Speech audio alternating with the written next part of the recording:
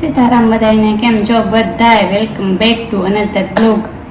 તો એક comment continuously આવે કે તમે હિબ્રુમાં વિડીયો બનાવો, અમને કંઈક હિબ્રુ શીખવાડો. તો હિબ્રુ શીખવામાં તેવું છે કે હું ભૂલે ગઈ, હું ટૂંકમાં ભૂલતી જ. અને એક એ કોમેન્ટ પણ આવે કે તમે ભાષા શીખ્યા તો એનો ઉપયોગ કરો ટૂંકમાં, અથવા એ ભાષાને ભૂલે ન જતા, કારણ કે અલગ અલગ ભાષા આવડવી અને એને યાદ રાખવી એ પણ એક જરૂરી છે, કારણ કે તમે શીખ્યા તો પાછી ભૂલાઈ ન જાય. એ વાત એને 100% ખાસી છે, કારણ કે હું કોઈ પણ લેંગ્વેજ કે કોઈ પણ ભાષા કે કોઈ પણ વસ્તુ તમે યુઝ ન કરો ને તો ઓફકોર્સ એ ભૂલાવાની જ છે. ને હું હિબ્રુ ભૂલવા માંડી, કારણ કે ઉપયોગ નથી થતો. ફેમિલીનો ફોન આવે ને તોય પણ અમુક વાર માંથી ઇંગ્લિશના શબ્દો નીકળી જાય, કારણ કે મને હિબ્રુના શબ્દો યાદ નથી આવતા એટલા માટે. તો એવું હે.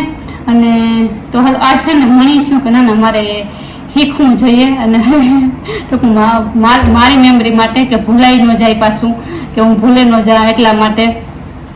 તો મારે એવું યાદ કરવું પડે કે મને યાદ છે કે નથી. તો આ છે ને હું તમને હિબ્રુના કાઉન્ટિંગ ટૂંકમાં 0 થી 100 એકડા હિબ્રુના, અને તો હે ને શીખવું કોઈ પણ ભાષા અઘરી પણ નથી, અને ટૂંકમાં કહીએ તો હેલી પણ નથી. મને 2-3 મહિનામાં આવડે ગઈ. ત્યાં હું કોઈ ચોપડી કે જોવે નહોતી કે ન સમજાય કોઈને પૂછતી, અને ત્યારે તો ગૂગલ ટ્રાન્સલેટનું એટલું હતું નહીં, કારણ કે વાઈફાઈ ને નેટવર્ક ને નેટ ફ્રી ને બહુ ઓછું હતું. તો ન સમજાતું ને હું ફ્રેન્ડ સર્કલને પૂછતી, અને એમ ટૂંકમાં કાયમ અભ્યાસ કરો શીખે જાય. ને પહેલી વાત કે શીખવાડ્યું કોઈ ન શીખે જાય. હું તમને કંઈ પણ શબ્દ શીખવાડા તો તમને નથી શીખવાના. તમે સેમિનારમાં જાઓ તો સેમિનારમાં તમે સાંભળીમાં શીખેવા તો કોઈ નથી શીખવાના.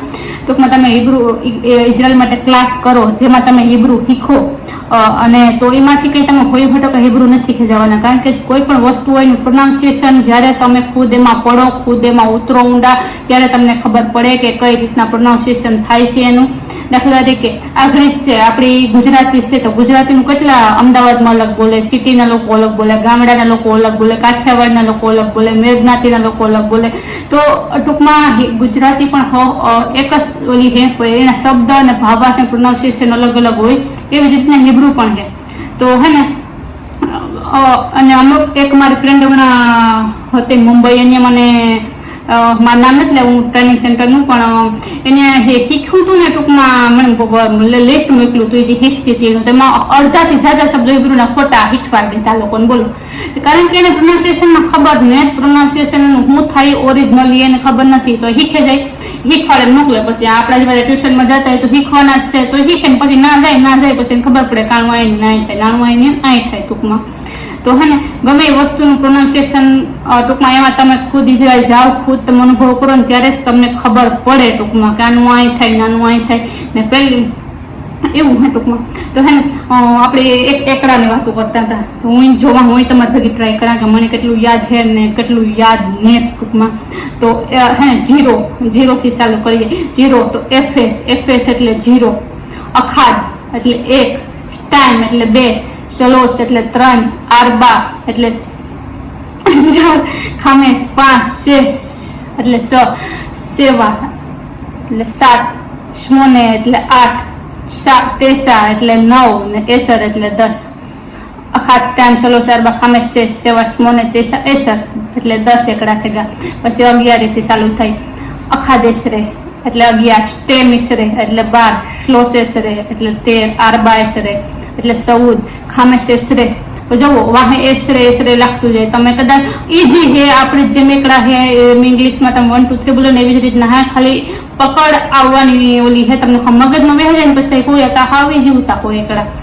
ખામેસ એસરે એટલે 15, શેષ એસરે એટલે 16, સેવા એસરે એટલે 17, શ્મોના એસરે એટલે 18, ચા એસરે એટલે 19 ને ઈસરીમ એટલે 20. તમે 1 થી 10 એકડા શીખેલા તમે હમ જોયું આમાં. અખાદ એસરે, અખાદ એટલે 1, અખાદ એસરે એટલે 11, સ્ટાઇમ એટલે 2, સ્ટેમ એસરે એટલે 12, સલોસ એટલે 3, શ્લોસ એસરે એટલે 13, આરબા એટલે 4, આરબા એસરે એટલે 14, ખામેસ એટલે 5, ખામેસ એસરે એટલે 15, શેષ એસરે, સેવા એસરે, શ્મોના એસરે, આમાં તેસા એટલે 9 ને ચા એસરે એટલે 19. તમારે હે ને તો ટૂંકમાં સાવ અડધો બોલાય, શું કરે તેસા એટલે 9 ને તેસા એસરે ને જ બોલાતું, એમાં છા એસરે બોલે, સા એસરે ટૂંકમાં તે કપાઈ જાય ને અડધો સાઉન્ડ તેનો નથી આવતો ચા આવે તો ચા ઈસરીમ એટલે 20 أخذ إسرة ستة إسرة ثلاثة إسرة أربعة إسرة خمسة إسرة ستة إسرة سبعة إسرة ثمانية عشرة إسرة 20 તો 20 એકડા થયા ચાલો 20 થી આગળ વધીએ ઈસરીમ વખાદ એટલે 21 ઈસરીમ વે ટાઈમ એટલે 22 ઈસરીમ વે સલોસ એટલે 23 ઈસરીમ વે આરબા એટલે 24 ઈસરીમ વે ખામેસ એટલે 25 ઈસરીમ વે સેસ એટલે 24 ઈસરીમ વે સેવા એટલે 27 ઈસરીમ વે સ્મોને એટલે 28 ઈસરીમ વે તેસા ઈસરીમ વે થેસા એટલે 29 ને શ્લોસીમ એટલે 30 आई होप कि તમને મારી ભાષા સમજાતી है तो पाछू एक वक्त આપણે ટૂંકમાં ઈસરીમ વખાદ ઈસરીમ વે ટાઈમ ઈસરીમ વે સલોસ ઈસરીમ વે આરબા ઈસરીમ વે ખામેસ ઈસરીમ વે સેસ ઈસરીમ વે સેવા ઈસરીમ વે સ્મોને ઈસરીમ વે તેસા શ્લોસીમ એટલે 30 પછી ટૂંકમાં એ શ્લોસીમ વે અખાદ એટલે 31 શ્લોસીમ વે ટાઈમ 32 શ્લોસીમ વે સલોસ 33 શ્લોસીમ વે આરબા 34 શ્લોસીમ વે ખામેસ 35 શ્લોસીમ વે સેસ 37 શ્લોસીમ વે સેવા 37 શ્લોસીમ શ્લોસીમ વે સ્મોને 38 શ્લોસીમ વે તેસા 39 અને આરબાઈમ એટલે 40 આરબાઈમ એટલે 40 श्लोसिम वखाद श्लोसिम वे स्टैंड श्लोसिम वे सलो श्लोसिम वे आरबा श्लोसिम वे खामे श्लोसिम वे सेस श्लोसिम वे स्मोने श्लोसिम वे तेसा वे आरबाईम એટલે 40 પછી 41 ની લાઈન આરબાઈમ વે અખાદ એટલે 41 આરબાઈમ વે સ્ટैंड 42 આરબાઈમ વે સલોસ 43 આરબાઈમ વે આરબા 44 આરબાઈમ વે ખામેસ 45 આરબાઈમ વે સેસ 43 આરબાઈમ વે સેવા 47 આરબાઈમ વે સ્મોને 48 આરબાઈમ વે તેસા 49 ખામિસીમ એટલે 50 ખામિસીમ એટલે 50 તાલો પાછી બોલે તો આરબાઈમ વખાદ આરબાઈમ વે ટાઈમ આરબાઈમ વે સલોસ આરબાઈમ વે આરબા આરબાઈમ વે ખામેસ આરબાઈમ વે સેસ આરબાઈમ વે સેવા આરબાઈમ વે સ્મોને આરબાઈમ વે તેસા ખામિસીમ એટલે 50 સેકલ ને ઇઝરાયલની કરન્સી है ને એનું નામ है સેકેલ અત્યારે કદાચ 1 સેકલના 23 રૂપિયા આવતા હોય તો સમટાઈમ્સ ઇકોનોમી અપડાઉન થતું હોય તો ક્યારેક 22 હોય ક્યારેક 23 હોય સમટાઈમ્સ 23 ઉપર પણ હું ગઈ હતી ત્યારે 8:30 થી શરૂઆત થઈ હતી ને ત્યારે 23 સુધી ઇકોનોમી પૂગી તો તસવીરત ને 50 એકડા થયા તો આગળ વધ્યા પછી ખામિસીમ વે અખાદ ખામિસીમ વે ટાઈમ ખામિસીમ વે સલોસ ખામિસીમ વે આરબા ખામિસીમ વે ખામેસ ખામિસીમ વે સેસ ખામિસીમ वे सेवा खामिसीम वे स्मोने खामिसीम वे तेसा वे सिसीम खामिसीम वे अखाद એટલે 51 खामिसीम वे टाइम એટલે 52 खामिसीम वे सलोस એટલે 53 खामिसीम वे आरबा એટલે 54 खामिसीम वे खामेस એટલે 55 खामिसीम वे सेस एक्सक्यूज मी खामिसीम वे सेस એટલે 56 खामिसीम वे सेवा એટલે 57 खामिसीम वे स्मोने એટલે 58 खामिसीम वे तेसा એટલે 59 सिसीम એટલે 60 सिसीम એટલે 60 પછી અહીંયાથી सिसीम वे अखाद એટલે 61 સિસીમ વે સ્ટાન 62 સિસીમ વે સલોસ 63 સિસીમ વે આરબા 64 સિસીમ વે ખામેસ 65 સિસીમ વે સેસ સિસીમ વે સેવા 67 સિસીમ વે સ્મોને 68 સિસીમ વે તેસા 69 મારા ગુજરાત એકડા ભૂલ ચૂક થતી હોય તો કરેક્ટ કરજો સિસીમ વે તેસા 69 વે શિવીમ એટલે 70 सिसीम वखाद सिसीम वे स्टाइम सिसीम वे सलोस सिसीम वे आरबा सिसीम वे खामेस सिसीम वे सेस सिसीम वे सेवा सिसीम वे स्मोने सिसीम वे तेसा वे शिवीम એટલે 70 તો હવે 71 ની લાઈન ચાલુ કરીએ शिवीम वे अखाद शिवीम वे टाइम शिवीम वे सलोस शिवीम वे आरबा शिवीम वे खामेस शिवीम वे सेस शिवीम वे सेवा शिवीम वे स्मोने शिवीम वे तेसा वे स्मोने शिवीम वे अखाद એટલે 71 शिवीम वे स्टाइम એટલે 72 शिवीम वे सलोस એટલે 73 शिवीम वे आरबा એટલે 74 शिवीम वे खामेस 75 शिवीम वे सेस ગુજરાતી બે મિક્સ થઈ જાય शिवीम वे सेस એટલે 74 शिवीम वे सेवा 67 शिवीम वे स्मोने 78 सॉरी गड़बड़ बोटो देखो शिवीम वे सेस 66 शिवीम वे सेवा 77 शिवीम वे स्मोने 78 शिवीम वे तेसा 79 અને સ્મોનિમ એટલે 80 પછી 80 થી લે शिवीम वखाद शिवीम वे टाइम शिवीम वे सलोस शिवीम वे आरबा शिवीम वे खामेस शिवीम वे सेस शिवीम वे सेवा शिवीम वे स्मोने शिवीम वे तेसा वे स्मोनिम એટલે 80 આપણે 18 લાઈન ચાલુ કરીએ. સિવિમ સ્મોનિમ વે અખાદ એટલે 83 સ્મોનિમ વે સ્ટાઇન 82 સ્મોનિમ વે સલોસ 83 સ્મોનિમ વે આરબા 83 સ્મોનિમ વે ખામેસ 85 સ્મોનિમ વે શેષ 86 સ્મોનિમ